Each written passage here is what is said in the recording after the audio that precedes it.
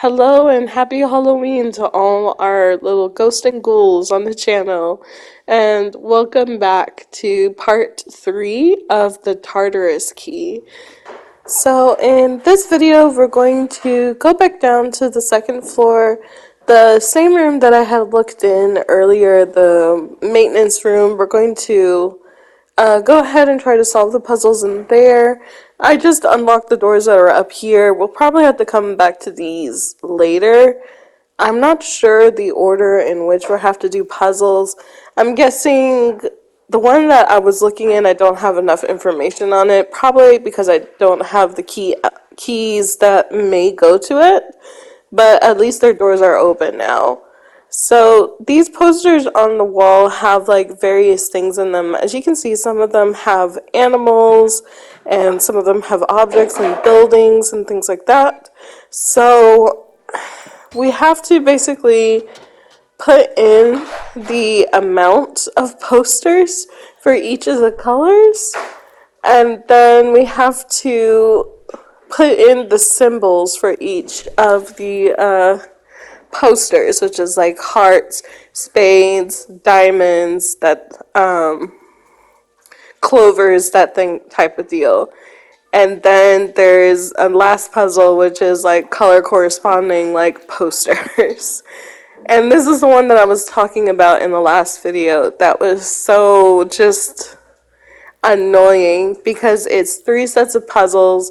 You're in a dark room, the lights don't work, and you're basically trying to read each of them and count each of them to try to make sure that you're getting the ones that are correct, because some of them are obvious for buildings, but not all of them are obvious of whether or not they're a building or whether or not they're an animal.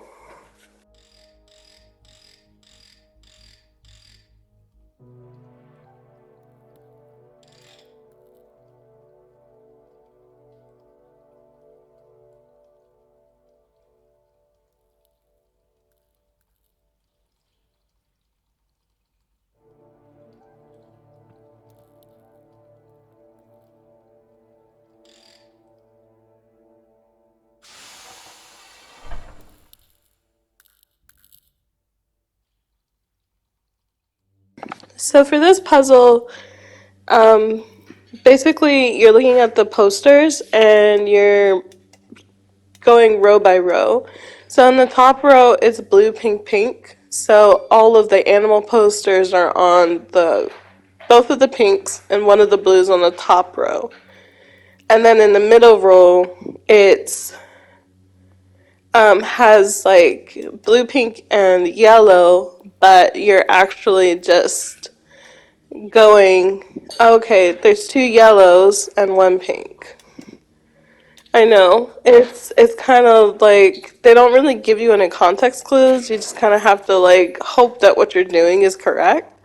And that's great, but also it's kind of like I wish I could talk with other people while I'm doing these puzzles and they kind of like give me hints and stuff, because you go in not knowing what the puzzle requires of you, and if it requires you to save somebody, you're basically going to end up either killing that person and then having to reload and do it all over again, or you'll have to just look up a guide, which I did look up a guide to help me out.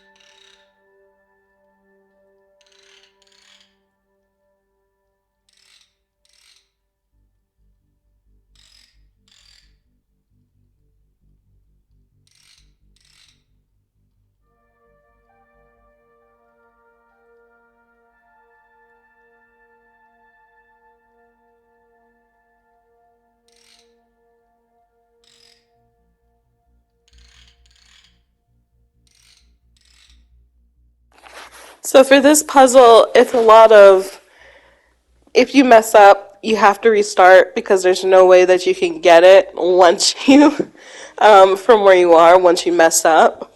And I hate that because I had no idea what I was doing. I had to look up a guide to help me figure it out. And then when I realized that I did it wrong, I had to restart and do all those other puzzles again, which was like another 10 minutes. Well, another 5 to 10 minutes of me just basically like walking from the top floor down to the bottom floor, going through the cutscene again, and doing all of the different puzzles. And you would think that this goes somewhere, but no, it just opens up to a locker. So you did all three of those puzzles to unlock those doors, thinking that it would go somewhere specific, but it just really opens up to a locker where you get the appointment card sheet so you can go into the door that's locked by the library. So, yes. Is it BS? Yes. But I thought that this was pretty cool after we basically do that. We're following the bloody footsteps up to the store, and I thought that that was an interesting sequence.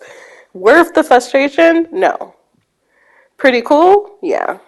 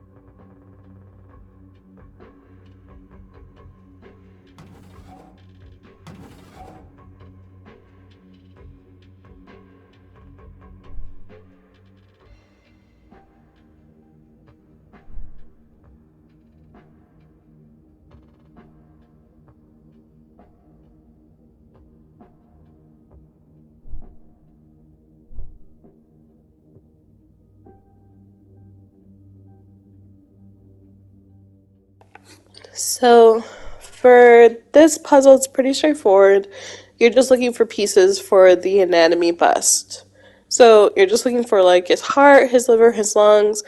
But when you look through the drawers, you're going to notice that there's skid marks on the wall. I didn't prompt my character to talk about it. I found the button first, and that's what I noticed. That's when it moved to the side, which matches with the skid marks, the push marks on the floor.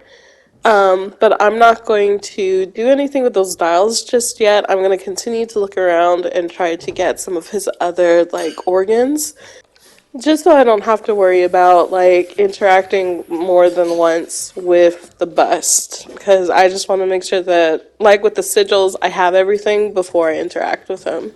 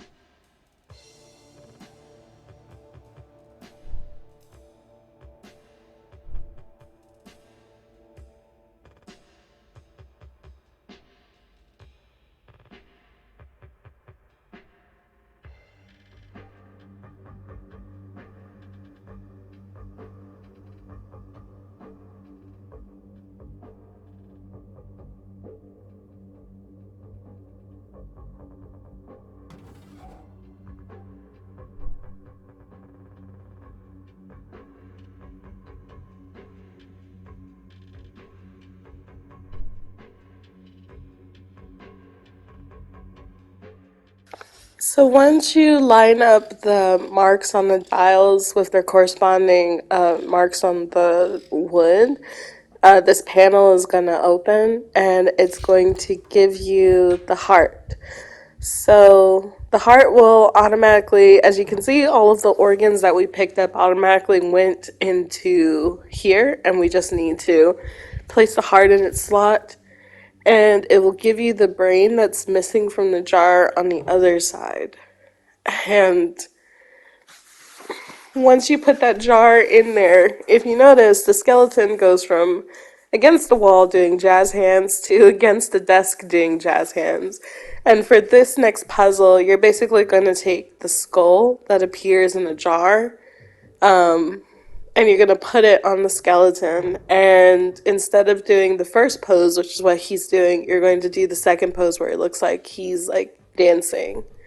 And that should open up the door that's on the far right of the room.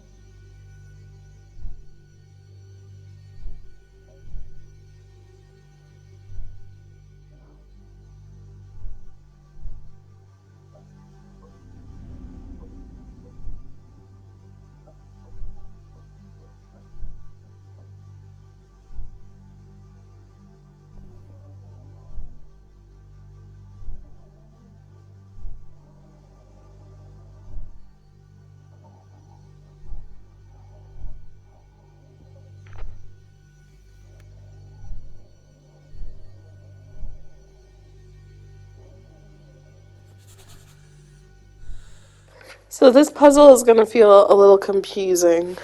According to the guide, um, you have to synthesize an antidote for her poison. Of course, we know that. But how you do so is that after you pick up the needles, you need to turn around and examine the scrapes on the wall that are next to the bookshelf. And then when you interact with it, the bookshelf is going to have an option for you to move. So you push it out of the way, and it reveals like a hole in the wall.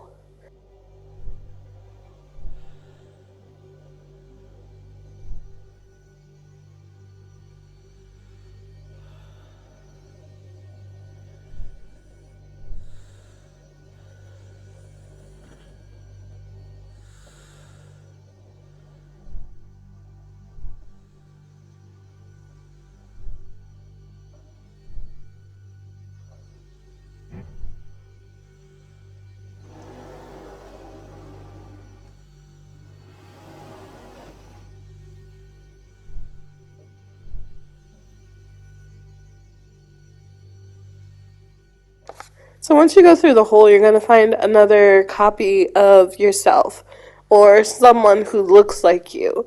And once is weird enough, but twice is like, I think there's a saying where it's like once is a mistake, twice is a coincidence, and three times is like intentional. And so at this point, we found another person that looks like us that's holding a key item or key items that we need for this puzzle. So we're going to take these back into the room and we're going to use the centrifuge.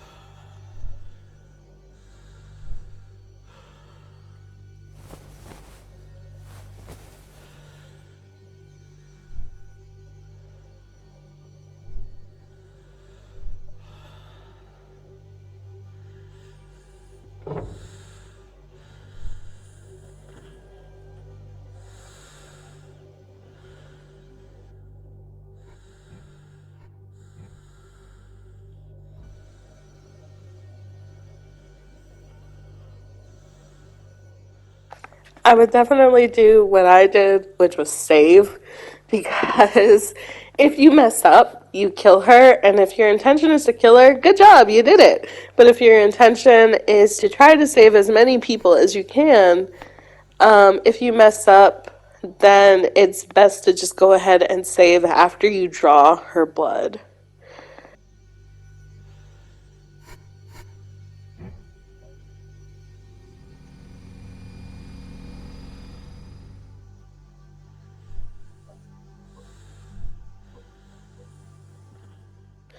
So once you get your results from the centrifuge, um, the body that you found and the note that you found gives you context clues on what the antidote should be. So they used all of the tau chemical in it, which means that tau is a base, but it's just a matter of which of the other three chemicals that you have found earlier, red, yellow, or orange, works with it. So the note says that red, alpha, is circled. Like, we need that. But the antidote that you did find was mostly yellow and blue. So what you're going to do is you're going to mix alpha with the blue and her blood, and that should give you the antidote to save her.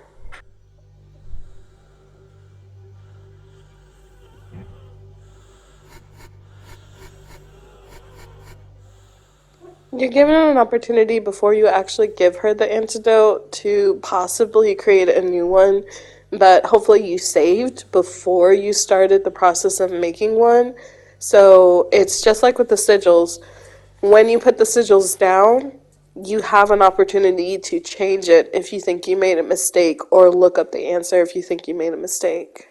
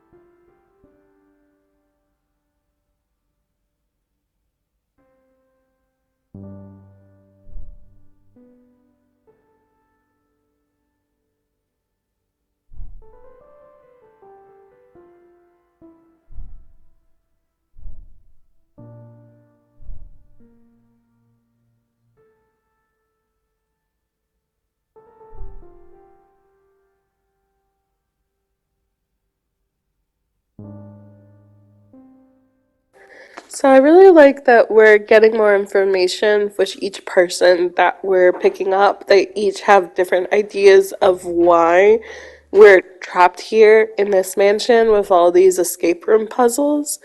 I think out of all of the characters, Torres, of course, and Alex seem to be really good friends. Alex seems to get along with Charles, the demonologist, but the doctor and Torres seem to be like kindred spirits because they both didn't agree with what their jobs were asking them to do, and so they left to run it on their own terms. But that may make them have made them a target for whoever or whatever group decided to kidnap them and leave them here. For Charles, we don't really know too much. I know he's a demonologist, so it's possible that they picked him up because some of the texts that we found talk about like going on a journey to ancient faraway lands and ruins, and there's like sigils that I found, and it kind of just sounds like crazy, but he may have an idea of what exactly it is that they're doing or whatever a ritual that they're trying to evoke.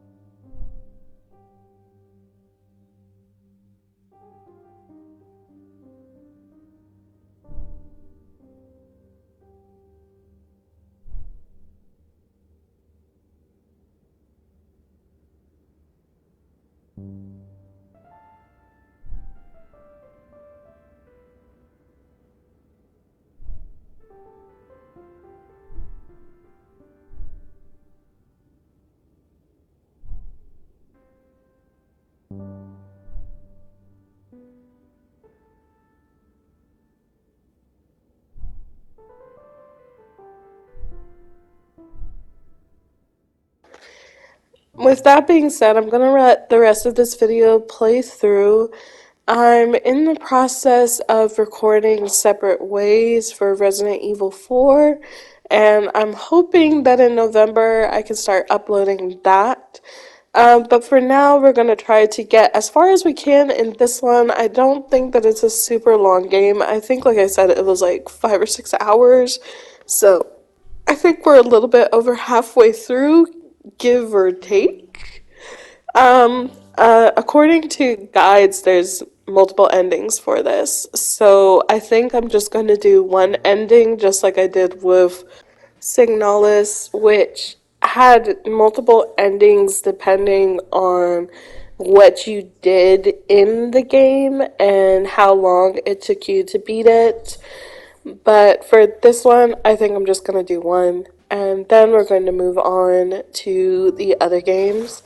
So, yeah, I hope that you enjoyed this. I'm enjoying it so far. Frustrating, yes, but we'll get through it. And I guess, yeah, that's it. Happy Halloween, everybody, and we'll see you in the next one. Bye.